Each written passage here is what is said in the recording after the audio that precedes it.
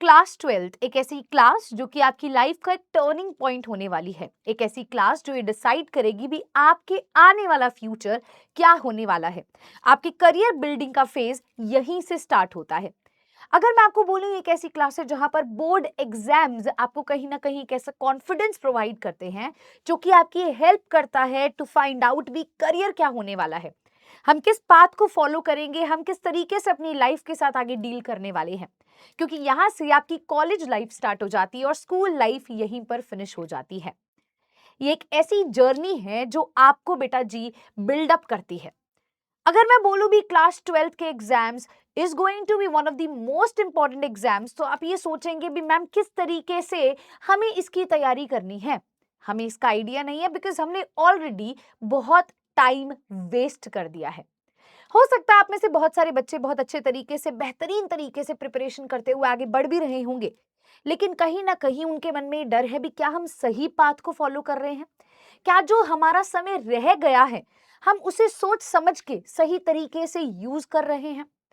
So my dear friend, आप बिल्कुल सही जगह आए हैं बिकॉज आज मैं आपको बताने जा रही हूँ आपको क्लास 12th में किन चीजों का ध्यान रखना है, आगे आने वाले समय को किस तरीके से आपको देखना है, फॉलो अप करना है और अपनी प्रिपरेशन को और भी बूस्ट अप करना है।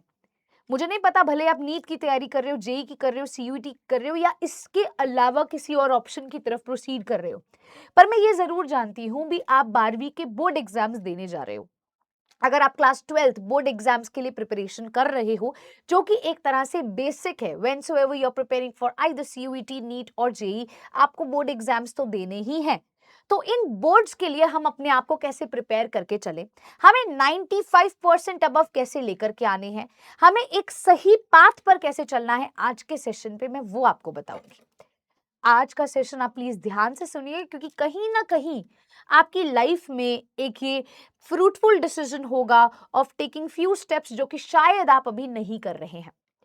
अगर मैं 12th की बात करती हूं तो कहीं ना कहीं मैं कहूंगी July is going to be the turning point, क्योंकि यहां पर अगर आप जुलाई से स्टार्ट कर रहे हैं तो this is well and good because आप अब आगे आने वाले जो मंथ्स हैं उनको इक्वली डिस्ट्रीब्यूट कर सकते हैं in terms of preparation, in terms of revision, in terms of PYQs को सॉल्व करना या इन टर्म्स ऑफ अपनी स्ट्रैटेजी को रिपीट करते हुए रिविजन बार बार करना।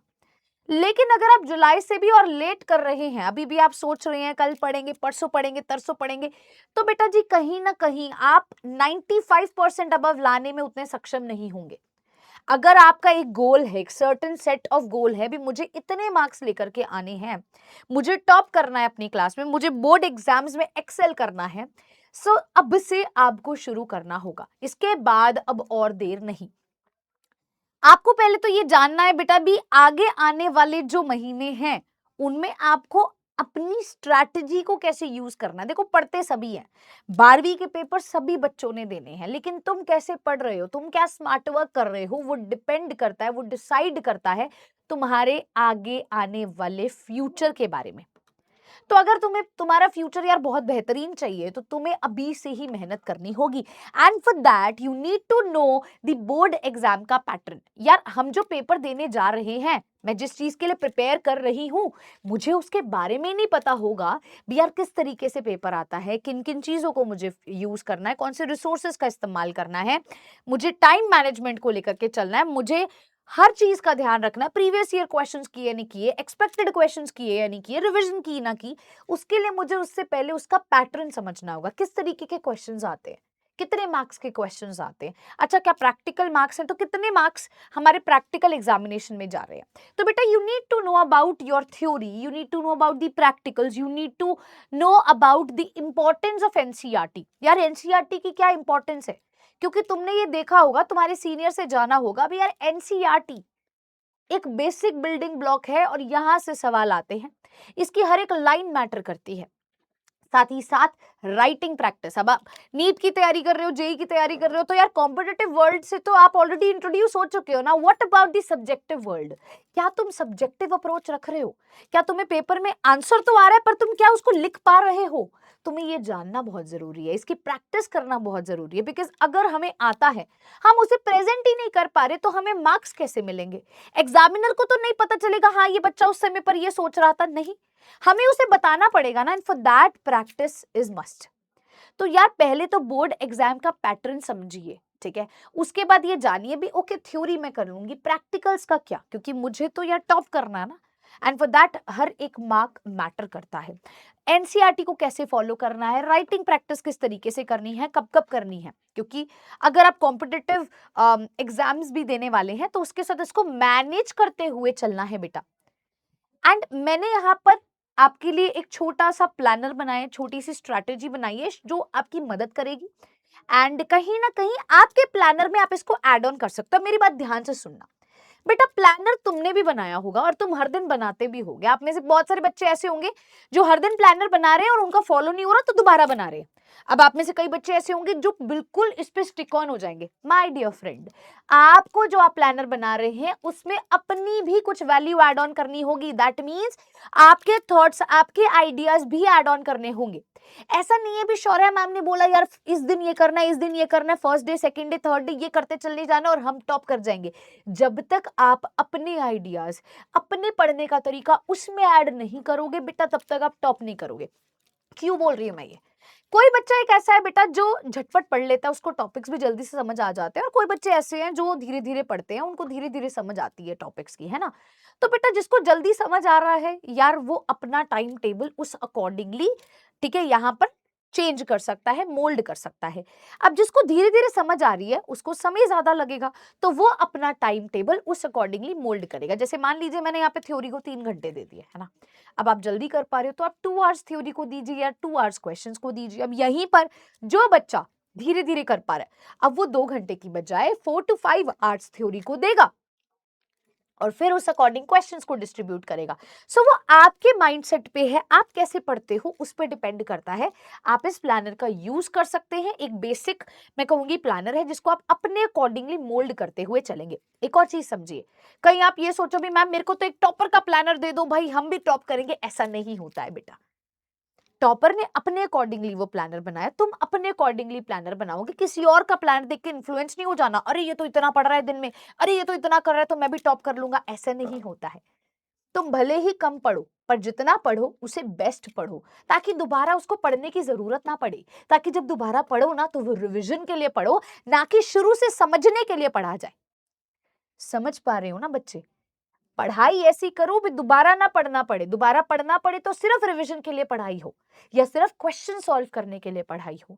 एक टॉपिक को जब एक बार समझ लिया तो उसको बार बार समझना पड़ रहा है, दैट मीन्स आपको वो अच्छे से समझ नहीं आया है। तो हमें जो भी पढ़ना है उसे दिल से, शिद्दत से, मेहनत से पढ़ना है और सब कुछ समझते हुए चलना। याद करना, क्रैम करना इज नॉट अ सोल्यूशन। तो जुलाई से लेकर सितंबर तक अपनी फाउंडेशन बिल्डअप कीजिए, यानी कि बेसिक को स्ट्रॉन्ग करने की कोशिश कीजिए। यहाँ पर गोल क्या होना चाहिए और किन चीजों को आपको अवॉइड करना है? गोल क्या होगा भी, हर क्लास को अटेंड करो अच्छे से, कंप्लीट नोट्स बनाओ, एनसीईआरटी को साइड बाय साइड करो। तुम ये सोचो मैं तो एंड में एनसीईआरटी उठाऊंगा, नहीं होगा यार। NCERT is very very important, first day से प्रायोरिटी दो। अगर आज क्लास में मैंने ये टॉपिक पढ़ा तो मुझे उसके एनसीईआरटी से इतना सेगमेंट रीड कर लेना है। यार हार्डली कितनी देर लगेगी, 2 से 3 मिनट। लेकिन वही बाद में जब पढ़ने बैठोगे तो यार तुमसे पढ़ाई नहीं होगी, तुम्हें समझ ही नहीं आएगा। तो साथ साथ पढ़ने की कोशिश करें, कोई भी डाउट्स बाद के लिए ना छोड़े। बाद में, बाद कभी भी नहीं आता है, कल कभी भी नहीं आता है, ठीक है। तो यही कहना चाहूंगी मैं, अगर आज डाउट है तो यार उसको आज ही सॉर्ट करने की कोशिश करो। सुबह डाउट हुआ, एक कॉपी बनाते जाओ, डाउट्स कॉपी, वहां डाउट्स लिखो और उसको सोल्यूशन लिखो, जाके जब तुम ना कल को बेटा जब रिवीजन करो ना तो नोट्स के साथ साथ डाउट वाली कॉपी की रिवीजन पहले करो, ताकि तुम्हें पता हो यार मेरी यहाँ ये जो थी ना, मुझे चीज समझ नहीं आई थी और मैंने इस पे ये समझा, तो वो तुम कभी जिंदगी भर में नहीं भूलोगे। अवॉइड क्या करना है? बैकलॉग नहीं बनाने हैं बेटा जी, कोशिश करनी है और डिपेंड करना है वन शॉट वीडियोस पे। कब? जब बेटा रिवीजन करनी हो। मैं पहले ही बता दूं भाई, ये रिवीजन करने के लिए लिखा है, रिवीजन के लिए वन शॉट वीडियोस का इस्तेमाल करें, फटाफट से रिवीजन हो जाती है। अब आपको क्या करना है जी, अक्टूबर से दिसंबर के टाइम पर आपको एनसीईआरटी की रिवीजन करनी है, पीवाईक्यूज उठा लेने हैं। देखो मैं तो यही बोलूंगी, जब आप पढ़ना शुरू कर रहे हो एक एक दो दो क्वेश्चन साथ साथ करते जाओ, बिकॉज क्लासेस में तो करवाएंगे ही आपको, क्लासेस में तो तुम कर ही रहे हो, पर अब मेन पूरे तरीके से पीवाईक्यूज पे कब फोकस करना है और अक्टूबर टू दिसंबर के टाइम पर सैंपल पेपर के क्वेश्चंस उठाने स्टार्ट कर दो जी। डेरिवेशंस और न्यूमेरिकल्स को सॉल्व कीजिए। अगर आप पीसीएम यानी कि मैथमेटिक्स आपके पास एज ए सब्जेक्ट है, अगर आपके पास बायोलॉजी एज ए सब्जेक्ट है, तो वहां पर जी डायग्राम्स पे फोकस कीजिए। डायग्राम्स को बना कर देखिए, बिकॉज बोर्ड एग्जाम्स में जितना नीट एंड क्लीन डायग्राम होगा उतने अच्छे मार्क्स मिलेंगे। हर एक चीज की रिटन प्रैक्टिस होनी बहुत जरूरी है। गोल क्या होना चाहिए, जनवरी से पहले पहले सिलेबस को कंप्लीट करें। क्यों? क्योंकि जनवरी और फरवरी में तो बेटा रिवीजन होने वाली है। अब इस रिवीजन फेज में हमें अपने जो टास्क हम डे टू डे दे रहे हैं, भी आज मुझे ये रिवाइज करना है, कल मुझे ये रिवाइज करना है, उसका आप एक तरह से ट्रैकिंग करो, क्या मैं कर पा रहा हूँ नहीं कर पा रहा हूँ। और कभी भी ये मत सोचो भी आज अगर मैंने एक प्लानर बनाया है तो मैं 100% उसको पूरा कर पाऊंगी। नहीं, आपने कोई भी प्लानर बनाया वो 70% ही आप पूरा कर पाएंगे। तो 70 तक भी अगर आप पहुंच पा रहे हैं, 70% भी कर पा रहे हैं प्लानर के टर्म्स में, तो यू आर गोइंग गुड बेटा। क्योंकि कभी भी 100 ऑन 100 टास्क नहीं हो पाता है। शुरुआती दिनों में हो जाता है बिकॉज आपको लगता है यार मैं तो कर लूंगा, बड़ा जोश होता है, लेकिन धीरे धीरे जब सिलेबस बढ़ता है, इतने सारे सब्जेक्ट्स हैं, तो 70 to 80% task completion is also a good achievement. अब इसी के साथ लर्निंग प्रोग्रेस के रिकॉर्ड्स भी रखो भी। अच्छा मैंने ये टॉपिक याद कर लिया, मेरा ये टॉपिक रह गया और उस टॉपिक पर मुझे फोकस करना है, तो कंप्लीट रिवीजन फेज हम इसे कह सकते हैं। अब डेली स्टडी प्लान क्या होना चाहिए, आपने मंथ वाइज तो हमें एक आइडिया दे दिया है मैम, अब हमें अपने सब्जेक्ट्स के अकॉर्डिंगली उसको मोल्ड करते हुए चलना है। तो डेली स्टडी प्लान में स्कूल की क्लासेस आपको करनी है ऑब्वियसली, अगर आप स्कूल जा रहे हैं। साथ ही साथ बेटा जी आपको जो है वो लेक्चर्स देखने हैं, ठीक है, लेक्चर्स को देखना है, होमवर्क क्वेश्चंस को सॉल्व करना है, 2 से 3 घंटे सेल्फ स्टडी करना है अदर देन लेक्चर्स, ठीक है। 1 आवर रिविजन करनी है, 30 मिनट्स एनसीईआरटी की रीडिंग करनी है। अब चाहे तो आप ये 30 मिनट्स अपने यहाँ पर सेल्फ स्टडी के अंदर भी इंक्लूड कर सकते हैं, सेपरेटेड भी रख सकते हैं। कोशिश कीजिएगा जब सुबह अर्ली मॉर्निंग जल्दी उठते हैं तब आप एनसीईआरटी पढ़ें, बिकॉज तब हम बहुत शार्प माइंडेडली उसको फॉलो करते हैं, हर एक चीज पर हमारा फोकस होता है, कंसंट्रेशन बड़ी स्ट्रांग होती है। साथ ही साथ गोल्डन रूल यही है भी, study every day instead of studying for long hours once a week. जैसे मैंने आपको पहले ही बोला यार, हम सोच लेते हैं एंड में पढ़ेंगे, लास्ट में वन शॉट देखेंगे काम हो जाएगा, ऐसा नहीं है। तब तभी काम आ सकता है, लास्ट 1 मिनट रिवीजन तभी काम आएगा बेटा जब आपने पहले से कुछ पढ़ा हुआ होगा। तो please it's a humble request, first day से करोगे तो आसानी तुम्हें होगी बच्चे, और किसी की हेल्प नहीं होगी इसमें। तुम्हें चीजें आसान लगेगी, तुम्हें सिलेबस से डर नहीं लगेगा, तुम्हारे लिए ये 12th बोर्ड एग्जाम्स बहुत आसान हो जाएंगे। लेकिन वही तुम लास्ट में करोगे तो तुम्हारे लिए ही दिक्कतें बढ़ेंगी बच्चा, ठीक है। तो हर दिन थोड़ा थोड़ा पढ़ना शुरू करें। अच्छा एक और चीज, क्या क्या रिसोर्सेज चाहिए आपको, देखिए एनसीईआरटी की टेक्स्ट बुक ऑब्वियसली अगर आपके पास नहीं है तो आप गूगल से पीडीएफ भी डाउनलोड कर सकते हैं। बैच को अच्छे से फॉलो करो, आप जिस भी बैच में एनरोल्ड है उसको प्लीज अच्छे से फॉलो अप कीजिए। पीवाईक्यूज बैचेस में ही होते हैं, आपको करवाए जाते हैं, तो प्लीज उनको सॉल्व करो, सैम्पल पेपर्स को सॉल्व करो। एनसीईआरटी एग्जाम्पलर जहां आपको लग रहा है भी जरूरत है वहां पर इसका इस्तेमाल किया जाए। क्या नहीं करना है, ज्यादा बहुत सारी रेफरेंस बुक्स पे अपने आप को रिलाई नहीं करना। आपने जब एक बार बैच में लेक्चर्स देख लिए हैं that is more than enough. Random PDFs को नहीं देखना, यार इसमें ये लिखा तो इसको पढ़ लो, इसमें ये लिखा है तो इसको ये पढ़ लो, दैट इज कंप्लीटली रॉन्ग। आप उससे परेशान हो सकते हैं, कंटेंट पे आप कैसे भरोसा करोगे। साथ ही साथ लास्ट मिनट शॉर्टकट्स का इस्तेमाल नहीं करना है। तो बेटा जी आप सर्टिफाइड चीजों को ही देखें, जैसे एनसीईआरटी बुक को आपने फॉलो अप कर लिया, आपने बैच के अंदर कर लिया जहां पर टीचर आपको पढ़ा रहे हैं, आप उस पर देख सकते हैं। एकदम से रैंडम कुछ भी सर्च करके कुछ भी मत पढ़िए until and unless it is a good source, ठीक है। इससे आपका ही फायदा होने वाला है। So my dear student, I hope so आज के सेशन के अंदर मैं आपको एक आइडिया दे पाई हूँ भी आगे आने वाला जो हमारा समय है हमें उसे कैसे यूज करना है, हमें कब अपने कोर कंटेंट पे ध्यान देना है, कब हमें पीवाईक्यूज को सॉल्व करना शुरू कर देना है, कब हमें एनसीईआरटी को पढ़ना है, और साथ ही साथ बेटा जी हमें कैसे रिवीजन करते हुए चलना है। मेरी बात ध्यान से सुनिएगा, अगर आप 95% अबव लाना चाहते हैं सो बेटा जी आज से ही आपको सीरियस होना होगा, बिकॉज अब धीरे धीरे धीरे धीरे धीरे समय कम होता जाएगा। And if you are going to score a good marks in board exams, वो आपके कॉन्फिडेंस बिल्डअप करेगा for the upcoming examinations as well. And I hope so आपको आज का सेशन फ्रूटफुल लगेगा, आपके लिए बेनिफिशियल होगा। आप अपने की हाइलाइट्स, अपना स्टडी प्लान भी चैट सेक्शन में शेयर कर सकते हैं। अगर आपका स्टडी प्लान आपको लग रहा है ma'am it is going good और वो किसी और बच्चे की हेल्प कर सकता है, यू कैन ऐड ऑन। साथ ही साथ आई वुड रेकमेंड, जो आज की क्लास के अंदर मैंने आज के सेशन के अंदर आपको पॉइंटर्स बनाए हैं, प्लीज अपने प्लानर में उसको ऐड जरूर कीजिएगा, जैसे कि PYQ, sample papers, NCERT exemplar, साथ ही साथ the most important that is revision. इनसे बेटा जी आपकी प्रिपरेशन और भी स्ट्रांग होगी। So thank you so much everyone, take care of yourself, हंसते रहे मुस्कुराते रहे, अपना ख्याल रखें, तब तक के लिए take care, bye bye, thank you ji.